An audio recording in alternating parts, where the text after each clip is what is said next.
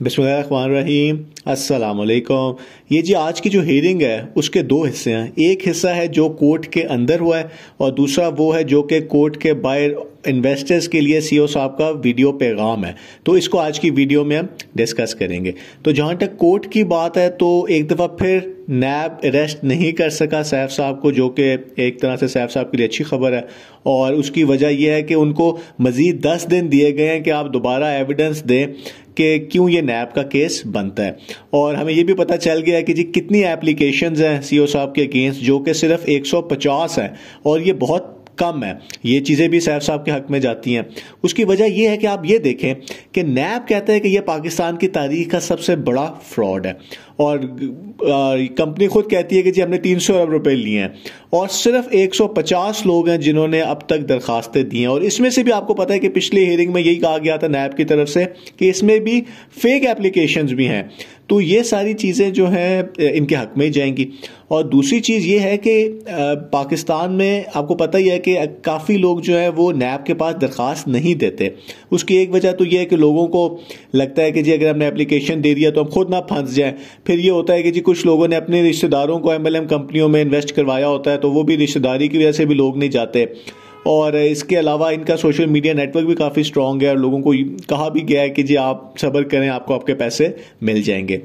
लेकिन इन सब बातों के बावजूद एक बात यह भी है कि लोग प्रोटेस्ट भी नहीं कर रहे। मतलब अगर किसी के 300 अरब या 100 अरब रुपए फंसे हैं तो लोग सड़कों पे क्यों नहीं आ रहे। अगर आप लासानी की मैं आपको एग्जांपल देता हूं।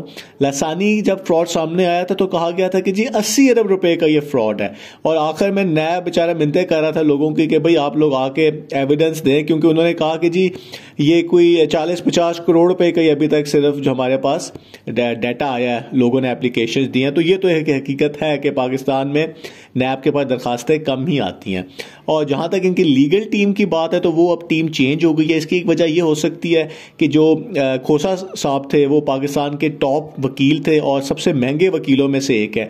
तो शायद इतनी जो ये केस चल रहा है, आपको पता ही कब से केस चल रहा है, काफी अरसे से चल रहा है, महीनों से चल रहा है और इसकी पता नहीं कितनी हियरिंग्स हो चुकी हुई हैं।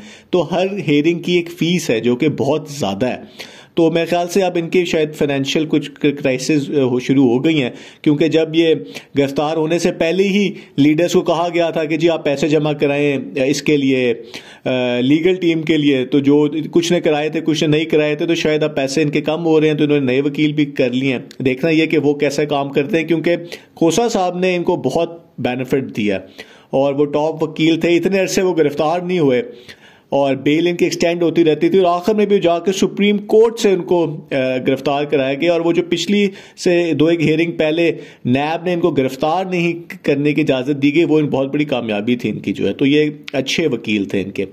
और जहां तक आपकी बात है कि कंपनी चाहती क्या है, कंपनी क्या चाहती है, कंपनी चाहती है कि जी इनको जुर्माना कर दिया जाए और नैब से केस साइड पे कर दिया जाए और SECP को का जो फाइन है 300 अरब रुपए या 4 अरब रुपए या 3 अरब रुपए, उसको ये लोग कंटेस्ट कर लेंगे, उसको कम करा लेंगे और उसके बाद जो है चल सो चल दोबारा से काम शुरू हो जाएगा। लेकिन इतना आसान अब है नहीं।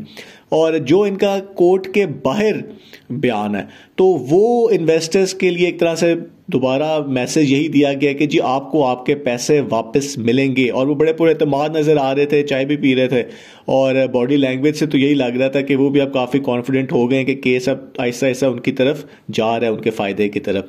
उन्होंने एक बार फिर कहा है कि जी किसी के पैसे ज़ाया नहीं होंगे। ये वो पहले भी कहते रहे हैं, लेकिन जो ग्राउंड रियलिटी है इस टाइम के ऊपर तो पैसे फंसे हुए हैं और जब ये बाहर आएंगे तो किस तरीके से जब अकाउंट्स फ्रीज होंगे तो पैसे मिलेंगे, तो वो अभी देखने वाली बात है। दूसरा उन्होंने लीडर्स के बारे में भी थोड़ी सी बात की है कि ये जो लीडर्स हैं ये अपनी कंपनियां खोल रहे हैं और बीच में सैफ साहब का भी कोई नाम ले रहे हैं। तो बात ये है कि जो नई नई कंपनियां आना शुरू हो गई हैं वो सबको लगा कि यार ये तो बड़ा आसान काम है लोगों से पैसे लेने का, कि जो उनको आप प्रॉफिट का लालच दो, अच्छी अच्छी बातें करो उनसे और हम क्यों सैफ साहब के अंदर काम करें, हम अपनी कंपनी क्यों ना बना लें। तो इसके ऊपर भी उन्होंने बात की है। लेकिन जो उनकी सबसे बड़ी बात थी जो कि सबसे आखिर में उन्होंने की वो ये थी कि जी हम अब लीगल तरीके से कंपनी को चलाएंगे। यानी कि इनका जो भी प्लान है, जब भी ये बाहर आते हैं तो अब यही है कि जी लीगल तरीके से चलेगी। लेकिन इसमें जो मसला है वो ये है कि लीगल तरीके से मल्टी लेवल मार्केटिंग कंपनी नहीं चल सकती जिसमें आपने बंदे घेरू करने होते हैं, क्योंकि वो लीगल ही नहीं है पाकिस्तान में।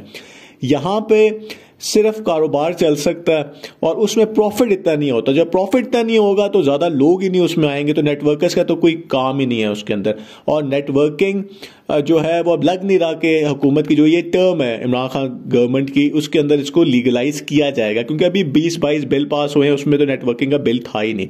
तो अब देखना ये कि जी क्या सिचुएशन बनती है। केस लेकिन अब इतना स्ट्रांग नहीं रहा इनके खिलाफ जो है जितना पहले था। अब देखना यह कि किस तरीके से ये एंड होती है गेम जो है। बहुत बहुत शुक्रिया।